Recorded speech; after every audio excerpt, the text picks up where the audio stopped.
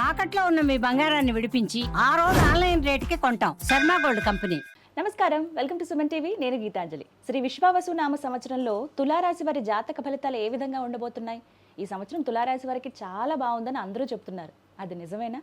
ఎటువంటి యోగం పట్టబోతోంది? ఎటువంటి పరిహారాలు చేసుకోవాలి ఇంకా గొప్పగా ఉండేందుకు? తెలుసుకుందాం. వివరించేందుకు ప్రస్తుతం మనతో పాటు ఉన్నారు ప్రముఖ జ్యోతిషులు బ్రహ్మశ్రీ నందిభట్ల శ్రీహరి శర్మ గురువు గారు. వారితో మాట్లాడదాం. గురుగారు నమస్కారం అండి. సంపృక్తౌ వాగర్థ ప్రతిపత్తయే జగతః పితరౌ వందే పార్వతీ పరమేశ్వరౌ సదాశివసమారంభాం శంకరాచార్య మధ్యమాం అస్మదాచార్య పర్యంతం వందే గురు పరంపరాం ఆదిత్యాయ చ సోమాయ మంగళాయ బుధాయ చ గురు శుక్ర శనిభ్యశ్చ రాహవే కేతవే నమః. శృంగేరి జగద్గురు పీఠాధిపతులకి కంచి పీఠాధిపతులకి నమస్కారములు తెలియజేసుకుంటూ కార్యక్రమాన్ని ప్రారంభిద్దాం. గురుగారు, ఈ విశ్వావసు నామ సంవత్సరంలో జాతక ఫలితాలు తెలుసుకుంటున్నాం. ఇందులో భాగంగా ముందు అంటే సంవత్సరాలకి ఒక్కొక్క పేరు అనేది వస్తుంది, వాటి అర్థం కూడా ఉంటుంది కదా. విశ్వావసు అంటే అర్థం ఏంటండి అసలు? విశ్వావసు నామ సంవత్సరం, విశ్వావసు నామ సంవత్సరం అనగా గంధర్వ రాజులలో ఒక రాజు పేరు. ముఖ్యంగా వివాహం కాని అబ్బాయిలకి ఈ విశ్వావసు నామ సంబంధించినటువంటి ఈ గంధర్వుడి యొక్క మూలమంత్రముతో హోమము గనక జరిపించుకున్నట్లయితే తప్పకుండా ఆలస్య వివాహం అవుతున్నటువంటి అబ్బాయిలకి తొందరగా వివాహం అవుతుంది. అంతేకాకుండా ప్రధానంగా విశ్వావసు అనంటే విశ్వములో నమ్మదగినటువంటిది అని అర్థం. ఎవరినైనా కానీ మనం నమ్మగలిగినటువంటి వాళ్ళని సూచించేటువంటిది విశ్వము అంటే విశ్వము, విశ్వాసము అనేటువంటిది. కాబట్టి విశ్వావసు అనంటే నమ్మదగినదిగా అనేటువంటి అర్థంగా మనం తీసుకోవచ్చు. గురుగారు, తులారాశి వారి జాతక ఫలితాలు అన్ని చోట్ల నేను విన్నాను గురుగారు. అసలు తులారాశి వారికి అద్భుతంగా ఉంటుంది ఈ సంవత్సరం అనేది చెప్తూ ఉన్నారు. అది నిజమేనా? ఉంటే గనక ఏ విధంగా ఉండబోతుందో తెలియచేయండి. వాస్తవమేనమ్మా. ఎందుకనంటే తులారాశి వారికి ఈ సంవత్సరం పట్టిందల్లా బంగారం అన్నట్టుగా ఉంటుంది.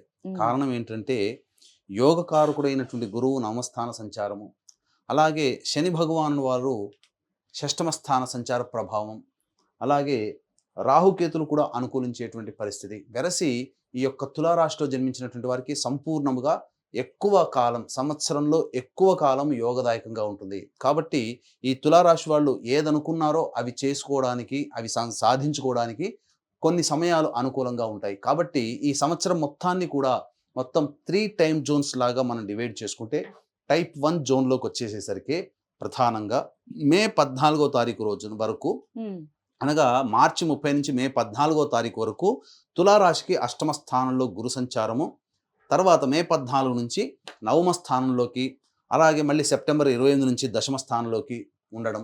ఈ కారణం చేత మే 14వ తారీఖు తర్వాత సంపూర్ణముగా గురువు అనుకూలంగా ఉండబోతున్నాడు. కాబట్టి ధనకారకుడు, విద్యాకారకుడు, సంతానకారకుడు, కీర్తి ప్రతిష్టలకు సంబంధించినటువంటి వాడు, పనులలో అనుకూలతలో ఉన్నటువంటి విధానంలో యోగించేటువంటి గురుగ్రహము మే 14వ తారీఖు తర్వాత వచ్చే సంవత్సరం విశ్వావసునామ సంవత్సరం అయిపోయేంత వరకు కూడా గురువు సంపూర్ణమైనటువంటి మద్దతు, యోగాన్ని ఇవ్వడానికి సిద్ధంగా ఉన్నాడు. కాబట్టి ఏదైతే ఈ ఉగాది నుంచి మే 14 వరకు గురువు అనుకూలంగా ఉన్నాడు. కాబట్టి ఎవరికి ఇబ్బందికర పరిస్థితులు, సంతానం కోసం ఎదురు చూసేటువంటి వాళ్ళు కొంత నిరాశగా ఉంటుంది.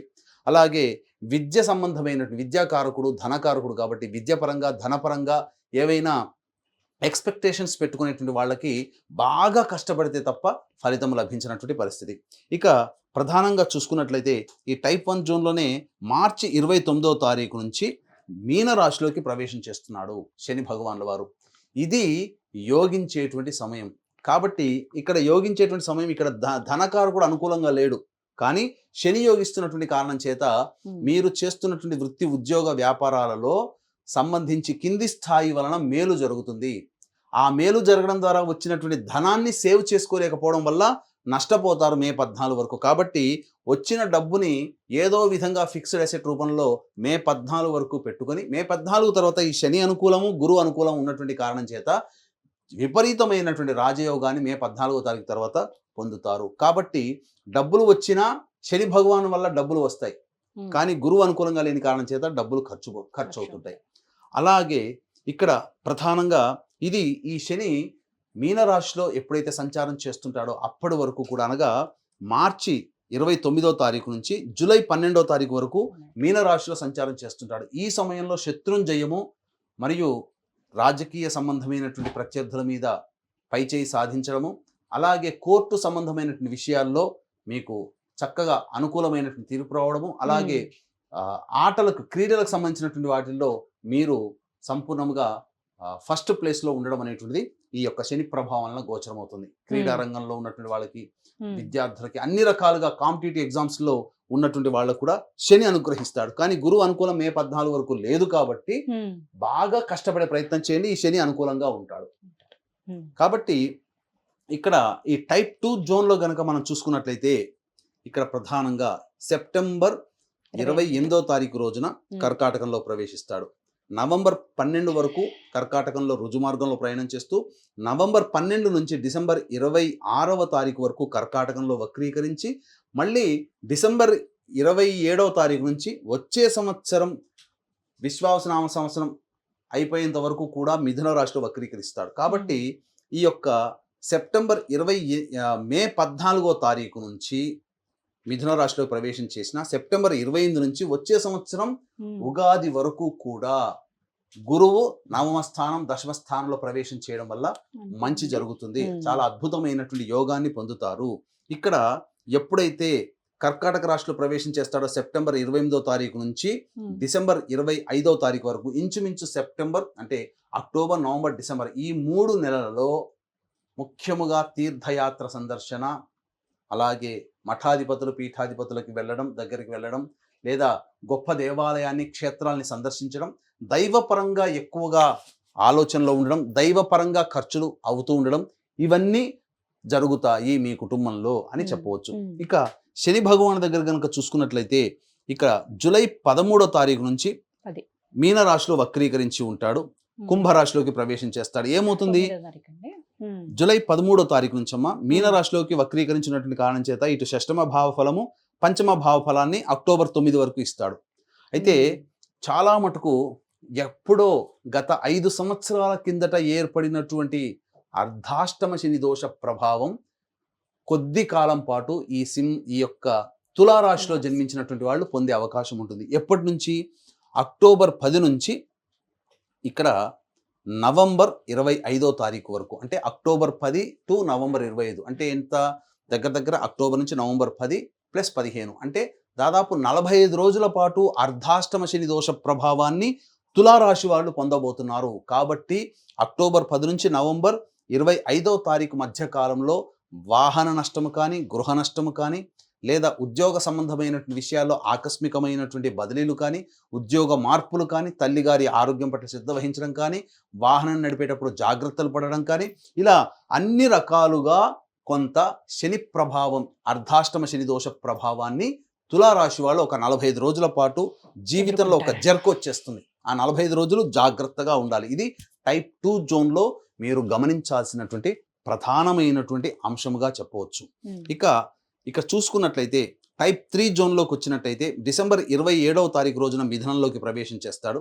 డిసెంబర్ 27 నుంచి విశ్వావసునామ సంవత్సరం అయిపోయేంత వరకు కూడా మిథున రాశిలోనే వక్రీకరించి ఉంటాడు. మార్చి 14వ తారీఖు వరకు దాదాపుగా వక్రీకరించినటువంటి గురు ప్రభావం వలన ఏం జరగబోతుంది? మీకు విదేశానికి వెళ్ళాలనే కోరిక ఏదైతే ఉంటుందో, విదేశీ విద్య, విదేశీ సంబంధించినటువంటి అవన్నీ కూడా డిసెంబర్ 27 నుంచి మార్చి 14వ తారీఖు రోజున, అలాగే ఈ మే 14వ తారీఖు నుంచి సెప్టెంబర్ 27 మధ్య కాలంలో ముఖ్యంగా విదేశీ విద్య చేసుకోవాలి లేదా విదేశంలో ఉద్యోగం సంపాదించుకోవాలనుకునేటువంటి వాళ్ళకి మంచి జరుగుతుంది. ఖచ్చితంగా తులారాశిలో జన్మించినటువంటి వారు ఉద్యోగపరంగా కావచ్చు, లేదా వృత్తి నైపుణ్యం పరంగా కావచ్చు, ఏదైనా ఒక కొత్త విద్యని మే 14 నుంచి సెప్టెంబర్ 27 మరియు డిసెంబర్ 27 నుంచి మార్చి 14వ తారీఖు మధ్య కాలంలో ఒక డిప్లొమా కోర్సును చేసే అవకాశము గోచరమవుతుంది. ఆస్తి సంబంధించినటువంటి విషయాల్లో ఇప్పుడు చెప్పినటువంటి సమయంలో మీకు అనుకూలమైనటువంటి తీర్పు, ఏదైనా ఇతరులతో వాగ్వివాదాలు ఉంటే ఆ వివాదంలో మీకు అనుకూలంగా మీకు వివాదాలు సమసిపోతాయి, ఇది చెప్పవచ్చు.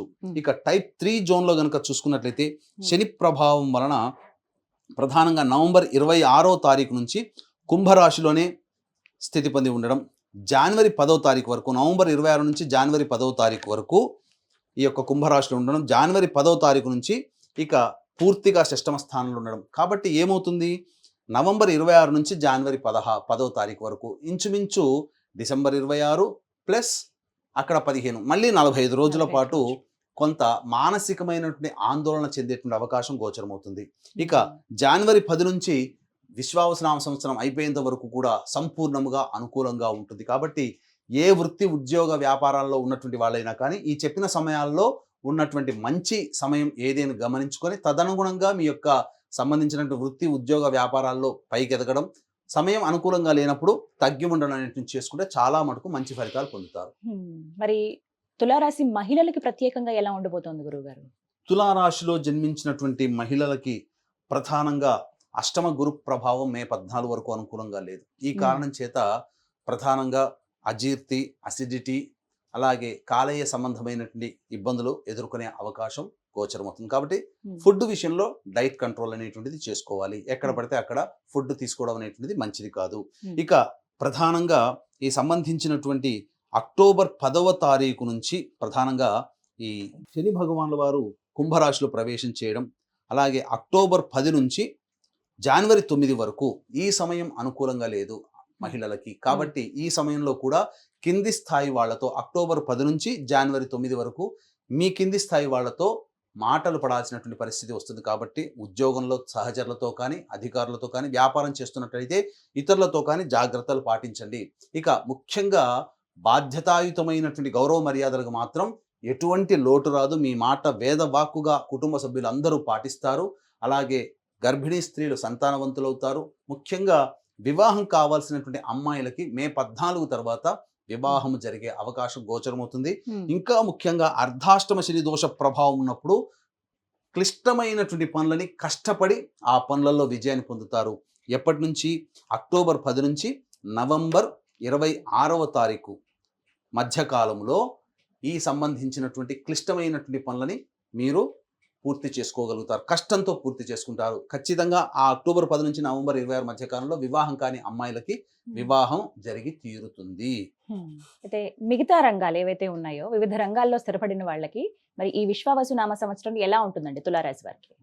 మే 14వ తారీఖు వరకు గురువు అనుకూలంగా లేని కారణం చేత విద్యార్థులు బాగా కష్టపడాలి. శని ప్రభావం అనుకూలంగా ఉంది. బాగా ఉత్సాహంతో సామర్థ్యానికి మించి కష్టపడతారు. కానీ గురు అనుగ్రహం లేకపోవడం వల్ల ఊహించింది ఒకటి జరిగేది ఒకటిగా ఉంటుంది. కాబట్టి దైవానుగ్రహాన్ని పొందే ప్రయత్నం చేయండి. దైవానుగ్రహమే మిమ్మల్ని పైకి తీసుకువెళ్తుంది. అలాగే రాజకీయ రంగంలో ఉన్నటువంటి వాళ్ళకి ప్రధానంగా పెద్దల ఆశీర్వచనం ప్రభావం ఉంటుంది. అలాగే గతంలో ఏదైనా కానీ పోటీ చేసి ఓడిపోయినటువంటి వాళ్ళు ఈ సంవత్సరం కనుక పోటీ చేసినట్లయితే తులారాశిలో జన్మించినటువంటి వాళ్ళు ఖచ్చితంగా మంచి విజయాన్ని సాధిస్తారని చెప్పవచ్చు. అయితే ప్రధానంగా ఖర్చులు మాత్రం అధికంగా అవుతాయి. కాబట్టి జాగ్రత్తలు పాటించండి. ఇక సంబంధించినటువంటి ఈ యొక్క తులారాశిలో జన్మించినటువంటి వాళ్ళు రైతులకి 2 పంటలు లాభసాటిగా ఉంటాయని చెప్పవచ్చు. అయితే రియల్ ఎస్టేట్ రంగంలో ఉన్నటువంటి వాళ్ళు ప్రధానంగా మీ యొక్క ప్రతిభకు తగ్గట్టుగా మీకున్నటువంటి ప్రాజెక్టులని పూర్తి చేసుకొని ఆదాయ మార్గాన్ని పెంచుకోగలిగేటువంటి పరిస్థితిలో ఉంటారు. అలాగే ఈ సంబంధించినటువంటి ఫుడ్కు సంబంధించినటువంటి జ్యువెలరీ, ఎడ్యుకేషనల్ బిజినెస్ రంగంలో ఉన్నటువంటి వాళ్ళు మే 14 వరకు నష్టాలు చవి చూడాల్సినటువంటి పరిస్థితి. మే 14 తర్వాత కొత్త ప్రాజెక్టులు, కొత్త బ్రాంచ్ల విస్తరణ చేసుకోవడం తద్వారా మంచి జరుగుతుంది. అలాగే స్త్రీ సంబంధమైనటువంటి అనగా సౌందర్య సాధనాలు వ్యాపారము, బొటిక్, బ్యూటీ పార్లర్లు, క్లాత్ ఇండస్ట్రీ, బ్యాంగిల్ స్టోర్స్ నడుపుకునేటువంటి వాళ్ళకి అధిక ధనాదాయం చాలా చక్కగా ఉంటుందని చెప్పవచ్చు. కాంట్రాక్టులు తీసుకునేటువంటి వాళ్ళకి ముఖ్యంగా లాభంగా ఉంటుంది. అలాగే ఈ ప్రభుత్వ రంగంలో పనిచేసినటువంటి వాళ్ళకి కోరుకున్న చోటికి బదిలీలు జరిగేటువంటి అవకాశం గోచరమవుతుంది. అన్ని విధాలుగా అన్ని రంగాలలో ఉన్నటువంటి వాళ్ళకి ముఖ్యంగా సిమెంట్, ఇసుక రంగంలో ఉన్నటువంటి వాళ్ళు, అలాగే నూనె వ్యాపారస్తులు, బట్టి వ్యాపారస్తులు, అలాగే ఈ సంబంధించినటువంటి మైనింగ్ రంగంలో ఉన్నటువంటి వాళ్ళకి అధిక ధనాదాయం చాలా చక్కగా ఉంటుంది. ఆటోమోటివ్ రంగంలో ఉన్నటువంటి వాళ్ళు కూడా వ్యాపార అవకాశాలు, విస్తరణలు బాగా జరుగుతాయి. తద్వారా అధిక లాభాలు పొందేటువంటి అవకాశము గోచరమవుతుంది. తర్వాత అన్ని రంగంలో ఉన్నటువంటి వాళ్ళకి గురు, శని, రాహుకేతుల యొక్క ప్రభావం అనుకూలంగా ఉంటుంది అని చెప్పవచ్చమ్మా. ఇక గురుగారు అంతా బాగుందన్నారు. అయితే కొన్ని రోజులు అనేవి కాస్త శని ప్రభావం ఉంటుందని చెప్పారండి. అలాగే గురు ప్రభావం కూడా ఉంటుంది కాబట్టి మరి వారి అనుగ్రహం కోసం ప్రత్యేకంగా ఎటువంటి పరిహారాలు చేసుకుంటే మంచిదంటారు? ముఖ్యంగా ప్రధానంగా మనిషికి సంబంధించినటువంటి ఆకస్మిక ప్రమాదాలు కొన్ని చోటు చేసుకుంటాయమ్మా జీవితంలో జాతకరీత్యా. అటువంటి ఆకస్మిక ప్రమాదాలు కానీ లేకపోతే వాహనం నడిపేటప్పుడు ఎటువంటి జాగ్రత్తలు తీసుకోవాలంటే సెప్టెంబర్ 12 నుంచి డిసెంబర్ 6వ తారీఖు వరకు అనుకూలంగా లేని సమయము. ఈ సమయంలో వాహన ప్రమాదములు చోటు చేసుకోవడం కానీ, లేకపోతే ఏదైనా ఆపరేషన్స్ జరగడం కానీ జరిగే అవకాశం ఉంటుంది. అట్లాగే జనవరి 15 నుంచి ఫిబ్రవరి 23వ తారీఖు, వచ్చే సంవత్సరం జనవరి 15 నుంచి ఫిబ్రవరి 23వ తారీఖు వరకు కూడా అనుకూలమైన సమయం కాదు. తల్లిగారి ఆరోగ్యం పట్ల శ్రద్ధ వహించాలి. ఆ సమయంలో ముఖ్యంగా గృహోపకరణాలకి, గృహ మరమ్మతులకి ఖర్చులు అధికంగా అవుతాయి. వాహన ప్రమాదములు లేదా వాహన మార్పులు, గృహ మార్పులు ఈ జనవరి 15 నుంచి వచ్చే సంవత్సరం ఫిబ్రవరి 23వ తారీఖు వరకు చూడవచ్చమ్మా. అలాగే ప్రతి మనిషికి కూడా ప్రధానంగా దైవానుగ్రహం తప్పనిసరి. మీ యొక్క సంకల్పం, ఈ తులారాశిలో జన్మించినటువంటి వారు మీ యొక్క సంకల్పం ఈ సంవత్సరం సంపూర్ణంగా నెరవేరాలి. అలాగే జాతకరీత్యా మీరు ఏ జ్యోతిషుల దగ్గరికి పోయినా ఎటువంటి పరిహారాలు చేసుకోమని చెబుతారో అటువంటి దోషాలకి సంబంధించినటువంటి పరిహారాలు అనేటువంటివి సంవత్సరం మొత్తం, విశ్వావసునామ సంవత్సరం మొత్తం ప్రతి నెల ఒక్కొక్క క్షేత్రంలో చేయించడం జరుగుతుంది. సంకల్ప సిద్ధి, సర్వదోష నివారణ హోమాలు. ఈ సందర్భంగా మహామహిమాన్వితమైనటువంటి కాశీ క్షేత్రంలో ఏప్రిల్ 18వ తారీఖు నుంచి ఈ కార్యక్రమం, మొట్టమొదటి కార్యక్రమం అక్కడ నుంచి శ్రీకారం చుట్టబోతున్నాం. అవకాశం ఉన్నవాళ్ళు ఈ కార్యక్రమంలో సభ్యులుగా నమోదు చేసుకోవచ్చు. మీ సంకల్పము మరియు మీ జాతకరీత్యా ఉండేటువంటి సకల దోషాలు తొలగిపోవడానికి ఈ యొక్క సంబంధించినటువంటి కార్యక్రమం అద్భుతమైనటువంటి కార్యక్రమం. అవకాశం ఉన్నవాళ్ళు కార్యక్రమ తదనంతరం కాంటాక్ట్ చేసి పూర్తి వివరాలు తెలుసుకోవచ్చు. ప్రత్యేకించి ఉద్యోగస్తులకు ఎలా ఉండబోతుంది గురుగారు? ఉద్యోగస్తులు ప్రధానంగా చాలామంది గత సంవత్సరం అనేటువంటి సందర్భంలో ఉద్యోగం మారాలి, అలాగే నిరుద్యోగస్తులకి ఉద్యోగం లభిస్తుందా అనేటువంటి సందర్భాలు చాలా అనుకుంటుంటారు. ఈ సందర్భంగా నిరుద్యోగస్తులకైనా, ఆల్రెడీ ఉద్యోగం చేస్తున్న వాళ్ళు వేరే ఉద్యోగంలో మారాలి అని అనుకున్నా ఏ సమయంలో ప్రయత్నం చేస్తే కాలం కలిసి వస్తుంది అని అంటే ఆగస్టు 17 నుంచి అక్టోబర్ 16వ తారీఖు వరకు ఉన్నటువంటి సమయం చాలా అనుకూలమైన సమయం. కాబట్టి ఉద్యోగంలో మార్పుకి ఈ సమయం చాలా బాగుంటుంది. తర్వాత మళ్ళీ ఎప్పుడు ఉంటుంది? ఈ సంవత్సరం డిసెంబర్ 16 నుంచి వచ్చే సంవత్సరం జనవరి 14వ తారీఖు వరకు కూడా సంపూర్ణముగా అనుకూలంగా ఉండేటువంటి సమయం. కావున ఈ చెప్పినటువంటి 2 సమయాల్లో మీరు ఉద్యోగ మార్పు కోసం ప్రయత్నం చేయండి. తప్పకుండా మీరు జీవితంలో పైకి వస్తారు. సమయం అనుకూలంగా లేదు కాబట్టి ఆగస్టు 16వ తారీఖు వరకు, మార్చి 30 నుంచి ఆగస్టు 16వ తారీఖు వరకు కొత్త ఉద్యోగ మార్పులు చేపట్టకుండా ఉన్న వాటిని కొనసాగుతూ ఆ తర్వాత మార్పులకి మీరు అంగీకారం పొంది శ్రీకారం చుట్టినట్లయితే తప్పకుండా విజయాన్ని పొందుతారు. అట్లాగే మీ యొక్క సంకల్పం ఈ తులారాశిలో జన్మించినటువంటి వారికి తో పాటుగా 12 రాశిలో జన్మించినటువంటి వారికి సంకల్పం నెరవేరాలి. అలాగే మీ జాతకరీత్యా ఉన్నటువంటి సమస్యలు పోవాలి. ప్రతి నెల మృత్యుంజయ హోమాలు, ఈ యొక్క సంకల్ప సిద్ధి, సర్వదోష నివారణ పూజల హోమాల్లో భాగంగా ప్రతి నెల ఒక్కొక్క క్షేత్రంలో చేయించడం జరుగుతుంది. అవకాశం ఉన్న వాళ్ళు కార్యక్రమ తదనంతరం కాంటాక్ట్ చేసి ఈ యొక్క కార్యక్రమంలో సభ్యులుగా నమోదు చేసుకోవచ్చు. చక్కగా వివరించారు గురుగారు తులారాశి వారి జాతక ఫలితాలు. ధన్యవాదాలండి. సర్వం శ్రీ ఉమామహేశ్వర పరబ్రహ్మార్పణమస్తు.